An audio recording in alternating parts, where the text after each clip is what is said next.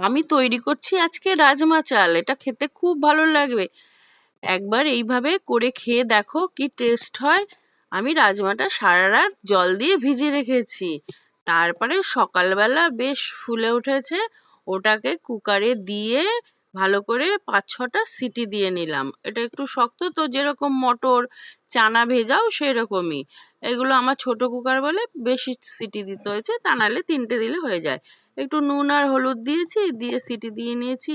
কুকারটা ঠান্ডা হতে হতে এইদিকে একটা কড়াতে তেল গরম করে তাতে গোটা জিরে আর শুকনো লঙ্কার তেজপাতা ফোড়ন দিয়ে দিলাম। তারপরে কুচানো পেঁয়াজ দিয়ে ভালো করে ওটাকে একটু ভেজে নিতে হবে।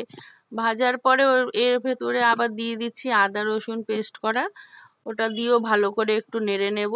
একটু বেশ ভাজা ভাজা হবে, তারপরে টমেটো কুচি দিয়ে দিচ্ছি। টমেটো দিলে একটু স্বাদটা ভালো হয়। আমার 2টো টমেটো কুচিয়ে দিয়ে এর মধ্যে গুঁড়ো মশলাগুলো দিলাম, হলুদ গুঁড়ো, লঙ্কার গুঁড়ো, জিরের গুঁড়ো, ধনে গুঁড়ো আর স্বাদ মতো নুন দিয়ে ভালো করে কষে তারপরে যে সিটি দিয়ে রেখেছিলাম রাজমাগুলো দিয়ে দিলাম। দিয়ে ভালো করে নেড়ে নিয়েছি। এর মধ্যে একটু আলুও সেদ্ধ করে রেখেছি, সেটা দেখানো হয়নি। ওটা দিয়েছি, একটু গরম লেগেছে, ওই খুন্তি দিয়ে ওটাকে ঘেঁটে দিয়ে এবার জল দিয়ে দিলাম পরিমাণ মতন।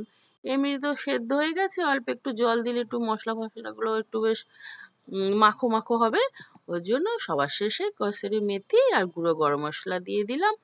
আমার হয়ে গেল। এটা ভাত রুটি বেশ ভালো লাগে খেতে, জানো তো। আমাদের তো বাচ্চারা খুব ভালো খায়। এইভাবে করে দিও, খুব ভালো লাগবে ওদের খেতে, বাচ্চাদের। তোমরাও ভালো খেও।